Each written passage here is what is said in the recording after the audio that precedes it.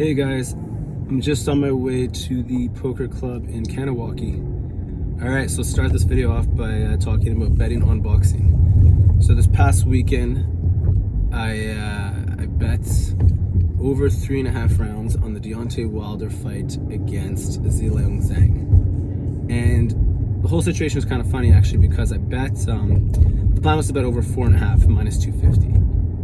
And I went to make the bet. I put $500 on my Bet365 account, and I went to make the bet, and I saw the odds, and I saw over 4.5 at minus 250, and right next to that I saw over 3.5 at minus 400. And I was betting 500. It would have been, bet 5 to win 2 or bet 5 to win 125. And I thought to myself, you know what? Let's just 3.5 seems like a guarantee to me. Let's not risk it. Let's just bet that. I watched the fight with my brother, and my brother is really good with computers. We tried to stream it, and for pretty much the first time almost ever, we weren't able to watch the fight. We watched the first round, and then the fight stopped working. We didn't get to watch anything after the first round because the stream didn't work. So finally the reports came in, and it said that Wilder had been knocked out in round 5, but it wasn't so clear at what time in round 5. So when you bet over 4.5, what that means is you're saying it's going to go 4 full rounds, and it's going to get past the 1 minute and 30-second mark of the 5th round. So from what the reports were saying, it sounded like had I bet over 4.5, I would have lost my bet by 21 seconds. But because I bet over 3.5, I won the bet. So I was very happy. Felt amazing. I felt like I called like a last-second amazing audible. I was so proud of myself. It was a great feeling. I was happy to win that bet. It was great. About 12 hours later, though, we finally saw some footage that showed the time, because we've seen footage of the knockout, but we didn't see like the DAZN one where it shows like what the clock is actually counting down to. And at the time of the fight, at the time of the knockdown, there was 109 left in round 5, so we actually would have won the bet by 21 seconds, not lost. So in the end, the audible was actually technically the wrong play, even though it does feel pretty, I guess, right, considering, I didn't really when I was making the bet lane, minus 250, I wasn't betting for it to be that close. I was thinking it was going to go, rounds 8, 9, or 10 or something, right? I didn't think Wilder was going to get knocked out that quickly. But it was a pretty funny situation. Going forward, so for that bet, the way I posted it is I just posted a short of me placing the bet. I was on Bet365 clicking the different options until I got to over 3.5 rounds, and then I placed the bet. So I was kind of thinking for this channel, the bets, before when I was betting on boxing, I was explaining my bets like maybe a week before I made them, or saying maybe a month before I made them if I was planning on betting early. I'm not going to do that anymore. My plan is to just kind of show the shorts, show me placing the bet right when I place it, and then post it. So if I make the bet 2 weeks before the fight, I'll post it pretty much every time. After I make the bet, the second after I make the bet, I post the video. The other thing I was thinking about is for my betting on boxing, I was doing well before on YouTube, and I had my record, and I can't remember what exactly my record was, but it was something like 17-4, 18-4, something like that. I was up a few thousand, and then I lost 5K on the Gervonta Davis Ryan Garcia over 7.5, and then I guess it must have been a few months later, I lost another 5K on the Errol Spence Terence Crawford fight. I bet Errol Spence to win or draw. So if it was a draw, I would have made some money. If he won, I would have made a lot of money. So thinking about my stats, it's kind of hard to recover from that. Pretty much since I've been posting videos on YouTube, I'm down around 8K betting on boxing. But I was thinking with this new thing, with just the shorts and my new style, and also before I used to bet anywhere from 100 to 10,000 on a fight, right? And I had a bunch of 10K bets on Floyd, which worked out. Not on the channel, but before, when I was handicapping before I started that channel. And then I had a 10K bet on Anthony Joshua, which worked out when he fought Klitschko. And then on that channel, I didn't have any big bets, which was frustrating. The big bet I would have made, one of the big ones I would have made was Errol Spence against Manny Pacquiao, but that fight never ended up happening because of Spence detached retina.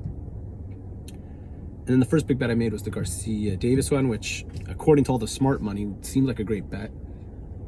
I think for that bet, it was 5K. I bet essentially 5K to win 4K. And if I had waited till the time of the fight, that would have been 5K to win 2,800. So I really did everything perfect, I thought, placing my bet about a week before the fight in Vegas. So yeah, I guess I was thinking with terms of posting stats, could this be like my second chance? Like, everybody gets a second chance. Maybe this could be my second chance, and I could post my stats, and right now I'd be 1-0, up 125 with this new betting strategy. My new betting strategy also is to think of it in terms of buy-ins. So bet anywhere from like 500 to 1,000. 500 being one buy-in and 1,000 being two buy-ins, and not really bet more than that. So yeah, I could do that. I mean, I guess it's kind of up to you guys what you think. I mean, I'm just gonna, like I said, anytime I place a bet, I'm just gonna post a short and do it. It's more just thinking about whether I should put stats of like my record and thing. But yeah, so maybe I'll say since, actually, yeah, maybe I'll just do that. Maybe I'll just put on the thing like since 2024. So, before 24, it wasn't so great. So I'll say since 2024, this is my record. All right, what else? So, yeah, that seems good. All right, so I'm on my way to Kanawaki. Looking forward to grinding. So plan is to go Wednesday and Friday, and then Friday will be the 10th vlog of my poker vlog. My poker no poker vlog. 10 vlogs. I've enjoyed vlogging and talking on my way to grind, like to go play poker. I think it's been helpful. I mean, one of the things I've noticed is I'm in a good mood. I'm happy when I'm at the table. A perfect example is like the other day I was at the casino. And I was playing, and like often, you're at the casino, and at some point, one of the bosses comes over to kind of like fix up the chips. So essentially, comes with a box of chips for the dealer, and they have to complete their chips in front of them so that they have the right change to make rake and do all that. Or I guess they're counting the rake or something. And so usually I'm at the table, and that guy comes, and it's like we're kind of sitting there for 5 minutes waiting for this guy to do this stuff, and you're kind of sitting there waiting for cards, and it can be frustrating. And I was thinking how in the past I would often just be like sitting there angry, like, come on, can you like hurry up already? Like, can you count the chips any slower? Like, I'd be like kind of agitated that the game had to be on pause while this guy was replacing the chips. And the other day, like, I was at the casino, and that guy comes to replace the chips, and I'm just sitting there like happy, relaxed, like chill, like whatever. This is just like something that has to happen. Just enjoy this little break in the action and just chill out, maybe look at the TV, whatever, relax, take some deep breaths, whatever, And I'm just like, yeah, I feel like my mentality has been better since. I think my mentality has been better since I started these vlogs. And like when I get to 10, I'm kind of wondering what I should do after that. But my thinking is I'm going to probably just post vlogs on Fridays that I go to the casino or the poker club in Kanawaki. So any Friday I go, whatever I'm posting today, I'll post Friday for my last vlog, and then maybe after that I'll post whenever I go on Friday and just talk about what's on my mind. And video journal, it does seem to be nice. It helps.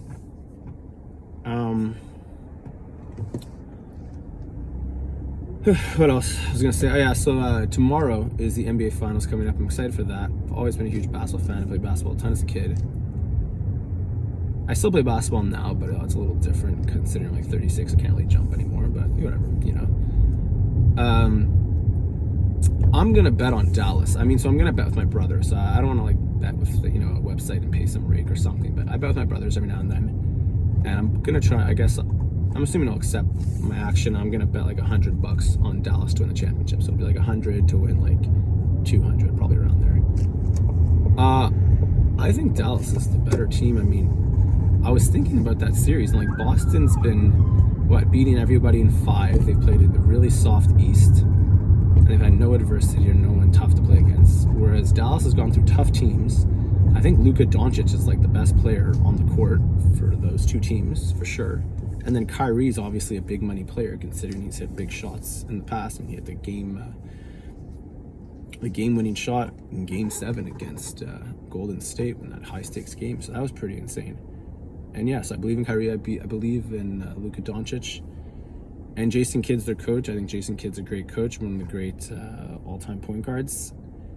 I think it's good too when you have a coach that was also a player, like I think they have to have been like, whatever, like I said, coach is like a Hall of Fame player. None of that was a Hall of Fame point guard, right? So it wasn't kind of like a shooting guard being like, you think of a point guard, you figure they probably like understand the game the best, and he's like a Hall of Fame point guard, and he's the coach. And I think that's just like Luka Doncic, Kyrie Irving, Jason Kidd's the coach, and the rest you figure role players are all. I always think in the NBA, role players now are much better than they used to be. It seems like your whole bench has capable role players at this point.